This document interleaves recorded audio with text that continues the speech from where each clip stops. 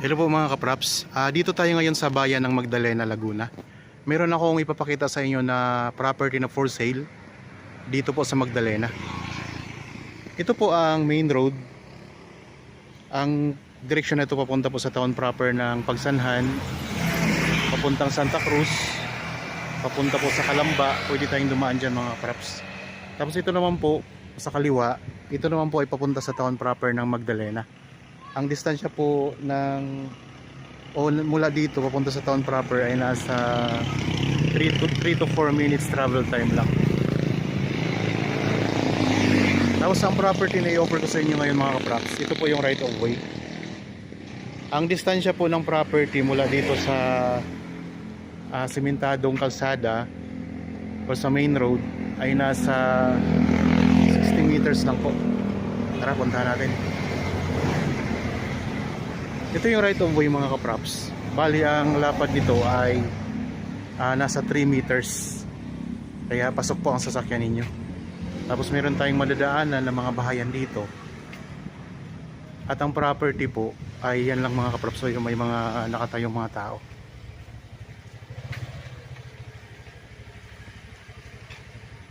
Okay, samahan niyo po ako sa pagpunta sa property. Ang sukat po nito ay 6,010 square meters, titled. Meron siyang sakop na palayan.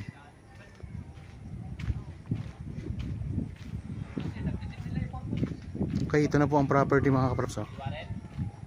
Yan, ito na po mismo ang property. Ito na ang boundary ng property. Kasi ito yung ito na, nandito na tayo ngayon sa loob ng property mga kapraps. Nandito, meron tayo ditong space na malaki. May mga tanim na mga niyog. And may mga lignian.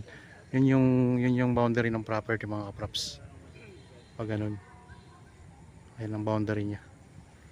Tapos ito, kasama po itong palaya na to. So mula dyan sa right of way, pag ganun po ang boundary niya, hanggang doon pa po mga kaprap sa manggahan na yun, kasama pa po yun yung pinaka boundary. Yung manggahan hindi na po yung kasama pala. So ang kasama lang po yung mga palaya na yan nakikita nyo. Meron tayo ditong mga mountain views mga kapraps. Ayun, tapos tanaw natin dito yung court, covered court.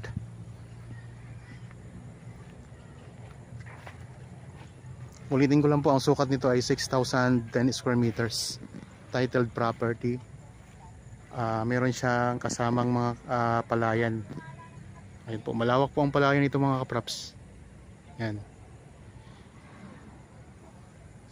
Ilan din ang maaani natin dito kung tatamnan natin ito ng palay. Tapos dito, yan, dito kayo pwedeng magtayo ng inyong bahay. Yan, meron kayong bahayan o mayroon kayong bahay dito, tapos ito yung harap ninyo, mga palayan.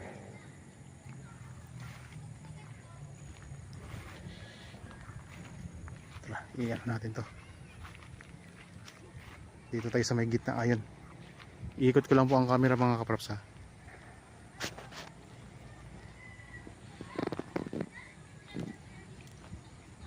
Yan, doon sa part na yun may mga tanim ng mga niyog oh.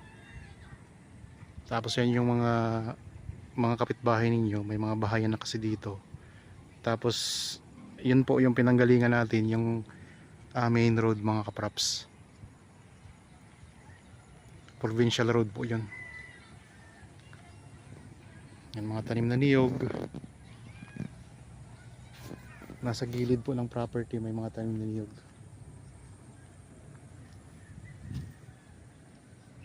Okay, punta tayo dito sa may bandang dulo.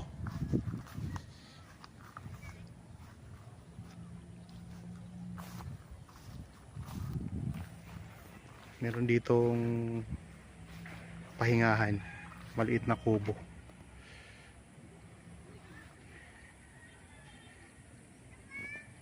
Sa mga interested po o kayo ay naghahanap ng property dito sa bayan ng Magdalena, Mga kapraps, ito'y magandang property. So 6,010 square meters. Ang presyo ay makikita nyo po sa description box at sa title nitong video.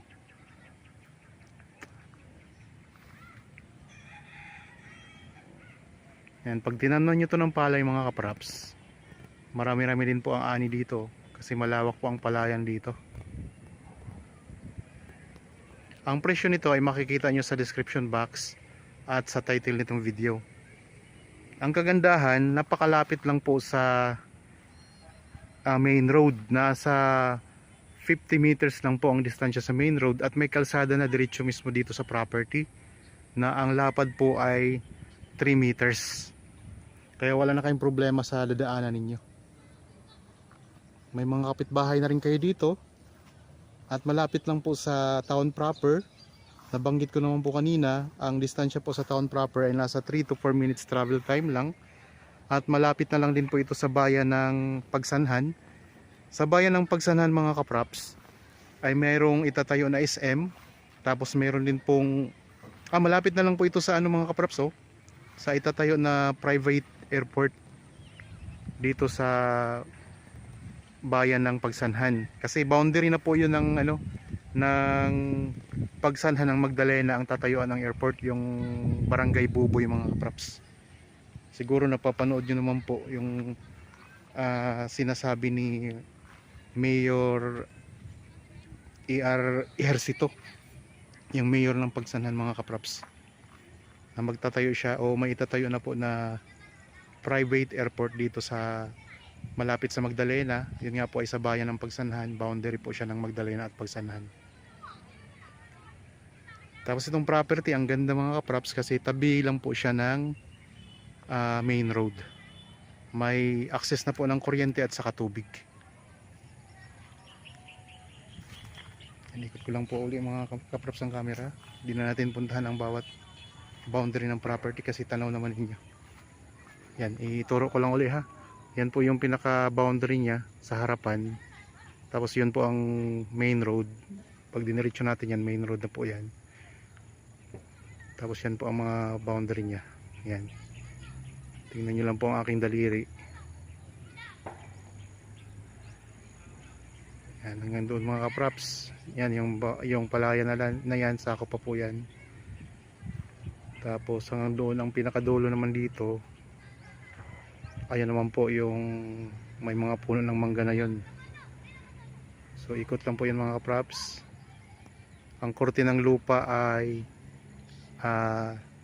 rectangle siya mga kapraps.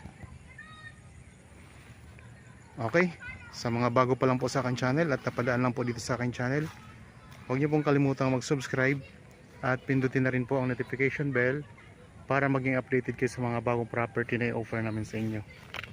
Maraming salamat po, lagi tayong mag-iingat at God bless po sa ating lahat mga kapraps.